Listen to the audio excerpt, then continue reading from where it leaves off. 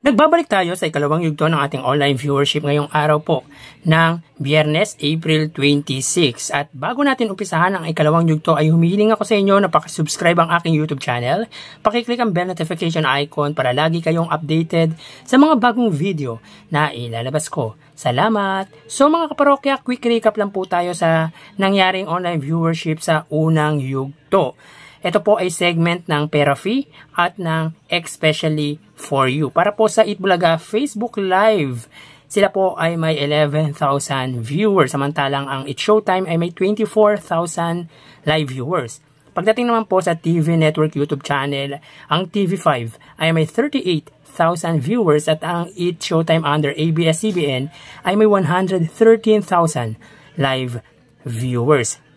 Para naman po sa main YouTube channel ng dalawang noontime show, ang Itbulaga po ay may 58,000 viewers at ang It's Showtime ay may 94,000 viewers. So, ang total na nakuha ng Itbulaga po ay 107,000 at ang It's Showtime naman po ay 235,000 viewers. So, lumalabas po ang lamang po ng It's Showtime sa Itbulaga ay 128,000 viewers. So, mapunta naman po tayo kina Ogie Alcacid na nanalo bilang Male Concert Performer of the Year. Ayon yan sa 14th PMPC Star Awards for Music. So, congratulations, Ogie Alcacid. And of course, si Darren Espanto bilang Male Pop Artist of the Year ng 14th PMPC Star Awards for Music. Again, let's congratulate Ogie Alcacid and Darren Espanto ng It's Showtime. Samantala,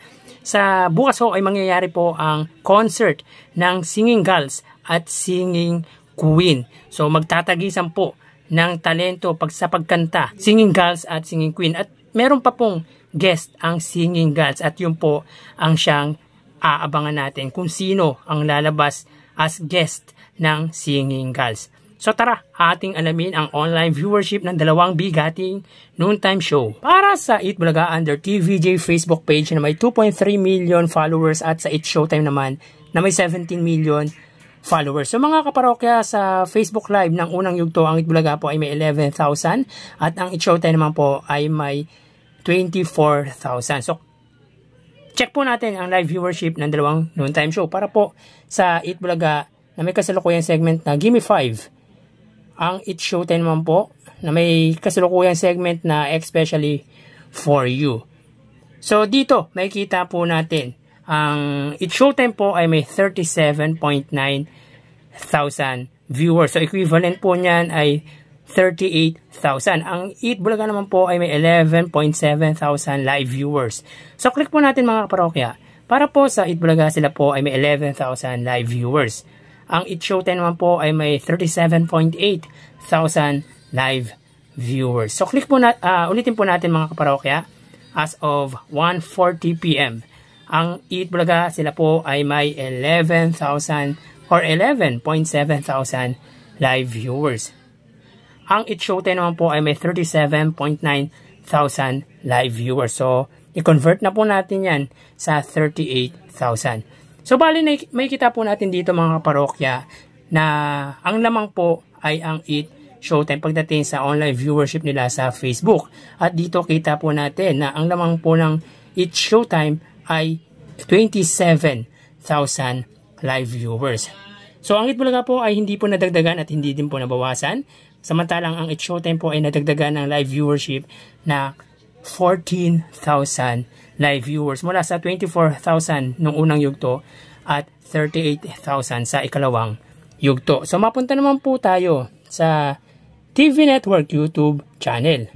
Para po sa Itbulaga, under po yan sa TV5 Philippines na may 1.75 million subscribers.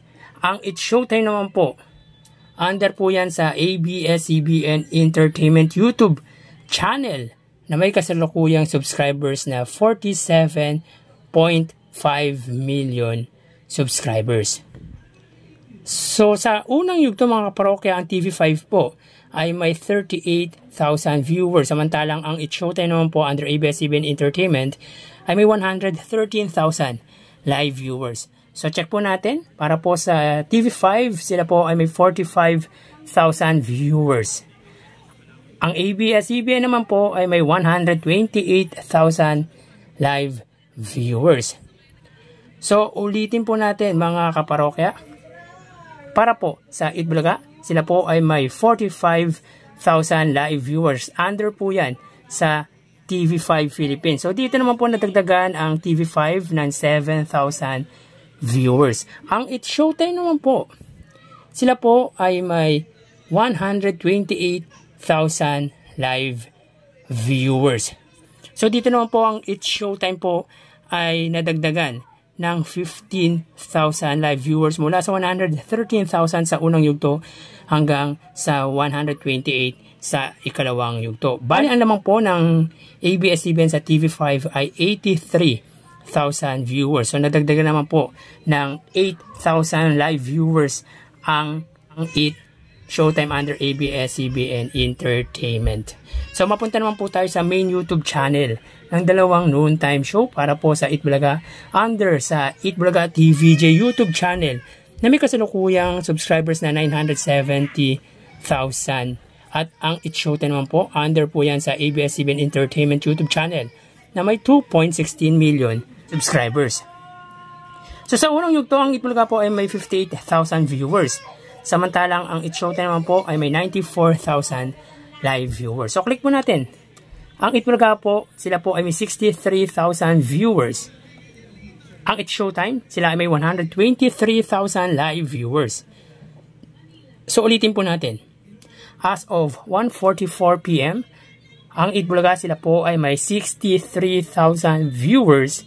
At dito po, ang Itbulaga po ay nadagdagan sa ikalawang yugto ng 5,000 viewers. Ang It's Showtime naman po ay may 120,000 live viewers. So, ang It's Showtime naman po nadagdagan po sa ikalawang yugto ng 26,000 live viewers. Mula sa 94,000 sa unang yugto papunta sa ikalawang yugto na may 120,000 viewers.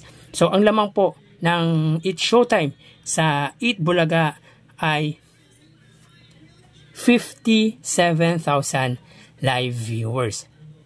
So, bali ang total na nakuha ng Itbulaga, 119,000 live viewers, at ang It's Showtime naman po ay nakakuha ng total na 284,000 live viewers. So, ang lamang po ng It's Showtime sa Itbulaga in total ay 165,000 live viewers. Kung sa una po, ang lamang po ng It's Showtime sa Itbulaga ay 128,000 viewers. Sa ikalawang yugto naman po ay 165,000 live viewers. So, yan po ang lumalabas sa kanilang online viewership as of 1:46 PM.